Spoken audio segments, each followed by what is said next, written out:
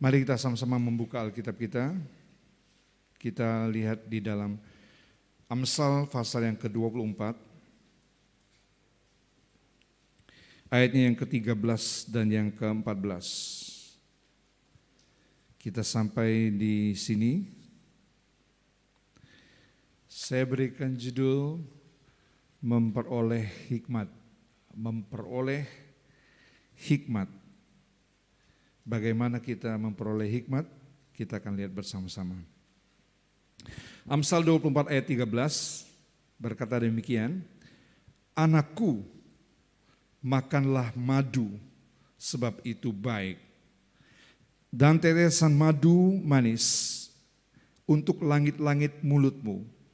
Ketahuilah, demikian hikmat untuk jiwamu. Jika engkau mendapatnya, maka akan ada masa depan dan harapanmu tidak akan hilang." Puji Tuhan. Ya, nasihat dari penulis Amsal ini menyuruh anaknya makan madu. Makanlah madu, sebab itu baik, dan tetesan madu manis untuk langit-langit mulutmu. Nah, madu adalah cara bangsa Israel menggambarkan manisnya firman Tuhan atau sumber hikmat kepada anak-anak mereka. Ya, madu itu cara bangsa Israel menggambarkan manisnya firman Tuhan, sumber hikmat kepada anak-anak mereka.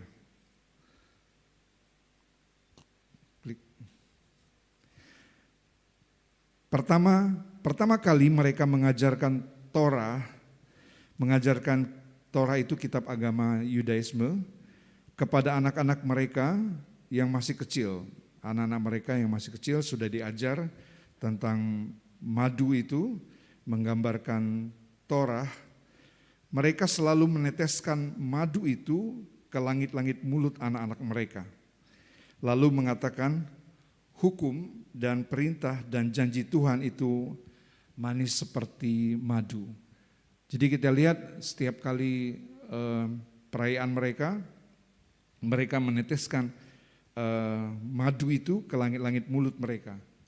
Ya, pada acara ini Rosh Hosana, tahun barunya Israel, dan janji mereka mengatakan hukum, perintah, dan janji Tuhan itu manis seperti madu, dia katakan. Nah, itulah itu punya arti semua, saudara. Ya, kalau kita melihat arti daripada madu di sini, a good and sweet new year. Ya, tahun baru yang baik dan manis. Mereka makan madu untuk melambangkan melewati tahun-tahun yang baik, tahun yang manis bagi mereka.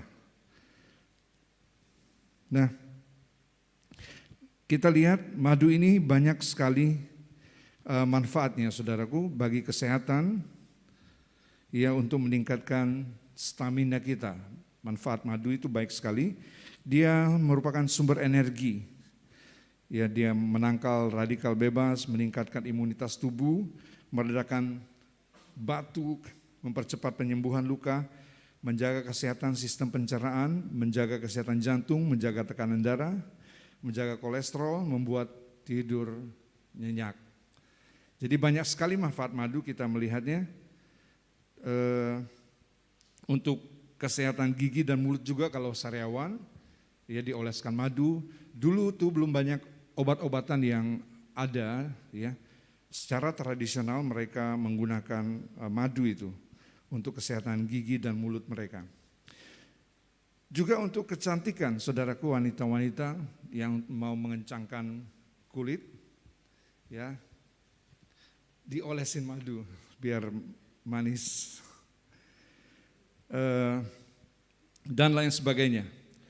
Jadi berbagai manfaat madu untuk kesehatan ini bagus sekali. Nah, merasakan, mengecap, menikmati madu ini disamakan dengan hikmat bagi jiwa. Ketahuilah, demikianlah hikmat bagi jiwa. Jadi merasakan, mengecap, menikmati madu ini disamakan dengan hikmat bagi jiwa, menikmati hikmat bagi jiwa. Bukan hanya untuk logika, untuk akal budi, logika, ya hikmat itu, tetapi itu menembus kepada jiwa. Nah, dalam salinan bahasa Inggris dikatakan artinya demikian, ya, bahasa aslinya memakai kata chokmah, word study, dari studi kata cakam, from the verb cakam, to be wise, menjadi bijaksana, is the ability to judge correctly and to follow the best course of action based on knowledge and understanding. Jadi bijaksana itu adalah kemampuan untuk menilai dengan benar dan mengikuti tindakan yang terbaik berdasarkan pengetahuan dan pemahaman. Ini wisdom. Kata cakma, ya, diterjemahkan mengikuti tindakan yang terbaik berdasarkan pengetahuan dan pemahaman. Yang kedua, hikmat adalah kemampuan untuk melihat sesuatu dari sudut pandang Tuhan. Kita melihat segala sesuatu dari sudut pandangnya Tuhan. Yang ketiga, hikmat adalah karakter Tuhan dalam banyak urusan praktis di dalam kehidupan. Jadi hikmat itu begitu luas, saudaraku.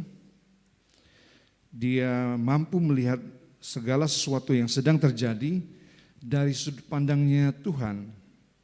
Melihat satu kejadian dari sudut pandangnya Tuhan. Dan hikmat itu juga adalah karakter Tuhan untuk banyak urusan praktis di dalam kehidupan ini.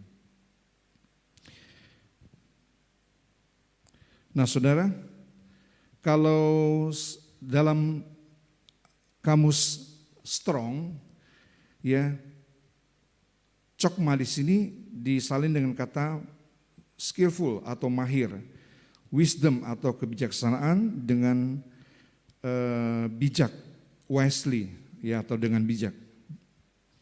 Nah, di sini terjemahannya bagus sekali, tetapi dalam pemikiran Ibrani seperti ini.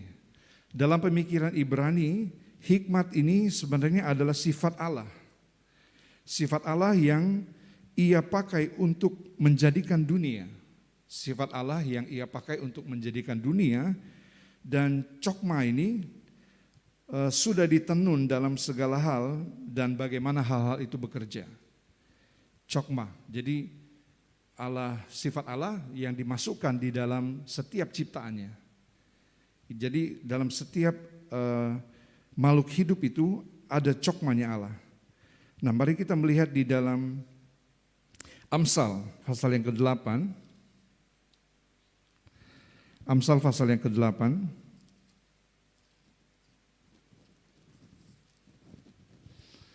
Ayat yang ke-22. Ayat yang ke-22 dan ke-23. Tuhan telah menciptakan aku, ya, sebagai permulaan pekerjaannya. Jadi Tuhan telah menciptakan cokma ini sebagai permulaan pekerjaannya, sebagai perbuatan yang pertama-tama dahulu kala. Sudah ada zaman purbakala, sudah pada zaman purbakala aku dibentuk. Pada mula pertama sebelum bumi ada. Jadi dia dibentuk, lalu dia berkarya di bumi ini. Kalau saudara lihat ayat 24, sebelum air samudera raya ada, aku telah lahir. Sebelum ada sumber-sumber yang syarat dengan air, sebelum gunung-gunung tertanam dan lebih dahulu daripada bukit-bukit aku telah lahir. Sebelum ia membuat bumi dengan padang-padangnya atau debu dataran yang pertama. Ketika ia mempersiapkan langit, aku di sana. Sebab ketika ia menggaris kaki langit dan pada permukaan air samudera raya ketika ia menetapkan awan-awan di atas. Mata air samudera raya meluap dengan deras ketika ia menentukan batas laut supaya ia jangan melanggar titahnya. Dan ketika ia menetapkan dasar-dasar bumi, aku ada, ya, aku ada sertanya sebagai anak kesayangan. Setiap hari aku menjadi kesenangannya dan senantiasa bermain-main di hadapannya. Jadi inilah hikmat chokma itu, dia merupakan sifat Allah yang menjadikan dunia ini, dia sudah ditenun di dalam semua ciptaannya itu, dan segala hal dan bagaimana hal itu bekerja. Ya, saudaraku, jadi luar biasa sekali si chokma ini, hikmat ini. Dia adalah sifat, sebenarnya ada sifat Allah. Ya, dia bukan sekedar apa ya, satu kekuatan, tapi pribadi sifatnya, pribadi hikmat adalah sifat Allah di dalam chokma. Nah, kalau kita baca lagi, jika engkau mendapatnya, yang pertama kita melihat akan ada masa depan. Harapanmu tidak akan hilang. Di dalam ketika kita memiliki chokma ini, wow, luar biasa sekali. Ada masa depan. Harapan tidak akan hilang. Dalam pengalaman hidup kita, boleh kita mengalami banyak banyak kejadian, mungkin saja kegagalan atau hidup kita mengalami keapesan, atau kita tidak mencapai apa yang kita inginkan, tujukan. Nah, kalau kita melihat hikmat, kita itu kekurangan hikmat aja. Kalau kita memiliki hikmat, firman Tuhan katakan akan ada masa depan. Amin, saudara. Akan ada masa depan. Harapan kita tidak akan hilang. Nah, puji Tuhan, kita melihat sekarang bagaimana mendapatkan hikmat itu. Yang pertama, kita perlu takut akan Tuhan. Hikmat itu sekali lagi diperoleh di takut akan Tuhan. Amsal 9 ayat yang 10. Kita baca sama-sama. Ayat 10 dan 11. Permulaan hikmat adalah takut akan Tuhan, ya. Dan mengenali yang Maha Kudus adalah pengertian. Karena oleh aku, lihat, umurmu diperpanjang, ya, akan ada masa depan. Umurmu diperpanjang, terus tahun-tahun hidupmu ditambah. Ya. Lihatlah, hikmat itu berasal daripada takut akan Tuhan. Ya. Dan karena aku, umurmu diperpanjang dan tahun-tahun hidupmu ditambah. Nah, kita melihat lagi definisi daripada takut akan Tuhan itu di dalam Amsal 8 ayat 13. Amsal 8 ayat 13. Takut akan Tuhan ialah membenci kejahatan. Aku benci kepada kesombongan, kecongkakan, tingkah laku yang jahat, dan mulut penuh tipu muslihat. Lihatlah, takut akan Tuhan itu kita definisikan di sini. Dia benci kepada kejahatan, segala sesuatu, kecongkakan, kesombongan, tingkah laku jahat, mulut yang penuh dengan tipu muslihat. Atau dengan kata lain, ini semua sifat-sifat yang jahat. Dan takut akan Tuhan itu tidak ada kejahatan di dalam takut akan Tuhan. Jadi kalau kita ingin mendapatkan takut akan Tuhan, pertama-tama kita harus cari bagaimana hidup kita boleh menyenangkan Tuhan, boleh takut akan Tuhan. Ya, kalau kita ingin mendapatkan hikmat itu, pertama-tama buatlah atau jadikan diri kita itu takut akan Tuhan. Ya, maka itu akan diberikan kepada kita. Yang kedua, bagaimana kita mendapatkannya? Kita minta kepada Tuhan, saudara. Amsal 2, kalau kita membaca di sini ayat yang ke-6,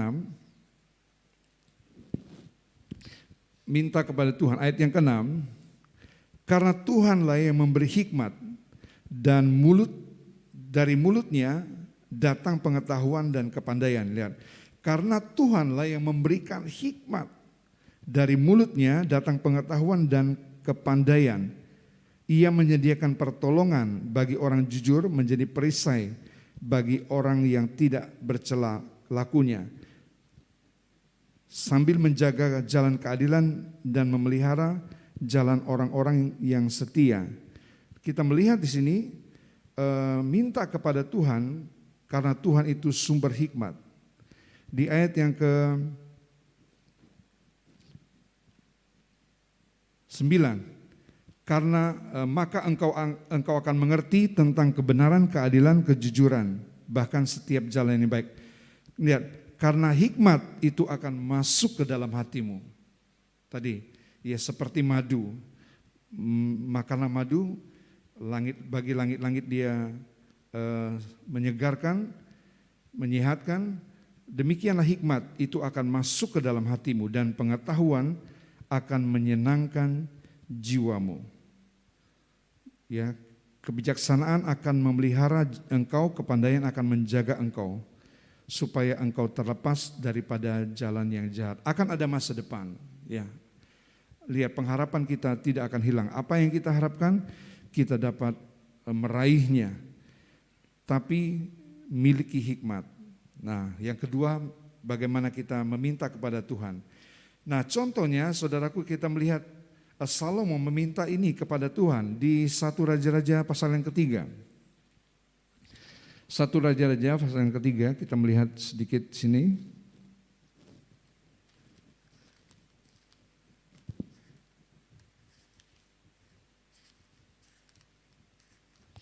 Satu Raja-Raja pasal yang ketiga. Jadi berfirman Allah kepadanya, oleh karena engkau telah meminta hal yang demikian dan tidak meminta umur panjang atau kekayaan atau nyawa musuhmu, melainkan pengertian untuk memutuskan hukum, maka sesungguhnya aku melakukan sesuai dengan permintaanmu itu. Sesungguhnya aku akan memberikan kepadamu hati yang penuh hikmat dan pengertian, sehingga sebelum engkau tidak ada seorang pun seperti engkau, dan sesudah engkau tak akan bangkit lagi seorang pun seperti engkau. Dan juga apa yang tidak kau minta aku berikan kepadamu, baik kekayaan maupun kemuliaan, sehingga sepanjang umurmu tak akan ada seorang pun seperti engkau di antara raja-raja. Dan jika engkau hidup menurut jalan yang kutunjukkan dan tetap mengikuti segala ketetapan dan perintahku sama seperti Daud, maka aku akan memperpanjang umurmu. Haleluya. Ya, kita minta kepada Tuhan karena daripada Tuhan sumber hikmat itu, seperti Salomo. Dia tidak minta apa yang dia tidak minta diberikan kepadanya. Ya, dia minta cuman hikmat untuk bisa memimpin dengan baik. Yang ketiga, kita tentunya minta kepada Roh Kudus ini. Di Efesus 1 ayat yang ke-17. Efesus 1 ayat yang ke-17, ayat yang kita sudah biasa melihatnya. Dan meminta kepada Allah Tuhan kita Yesus Kristus, yaitu Bapa yang mulia, supaya Ia memberikan kepadamu roh hikmat dan wahyu untuk mengenal Dia dengan benar. Kita meminta juga kepada Roh Kudus, Dia memberikan kepada kita hikmat, roh hikmat dan wahyu. Dan khususnya kita minta kepada Roh Kudus untuk mengenal Dia. Jadi bukan hanya hikmat untuk kehidupan sehari-hari, untuk punya pengenalan kepada Allah, mengenal yang Maha Tinggi itu, mengenal Dia dengan benar, itu kita perlu yang namanya roh hikmat.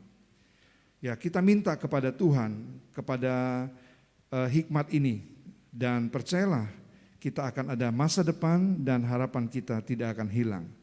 Saudaraku, sebagai kesimpulan, kita melihat dapatkan hikmat Tuhan dengan cara kita tadi hidup takut akan Tuhan, mintalah kepada Roh Kudus, mintalah kepada Tuhan, dan kita minta kepada Roh Kudus. Ya, puji Tuhan, Tuhan memberkati kita semua.